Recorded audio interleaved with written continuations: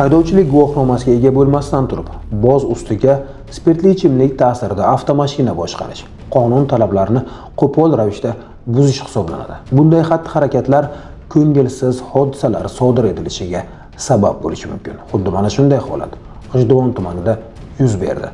Eng achinarlisi haydovchi ayol kishi. Dugonalarim bilan bayram qilib o'tirgan edik. Ozgina bayramligi uchun spirtli iste'mol qildik. Spirtli iste'mol qilganimni bilib to'xtatdilar. O'zbekiston Respublikasi Ma'muriy javobgarlik to'g'risidagi kodeksning 125-moddasi 1-qismi va 131-moddasi 2-qismida nazarda tutilgan huquqbuzarlikni sodir etganlikda aybli deb topilsin.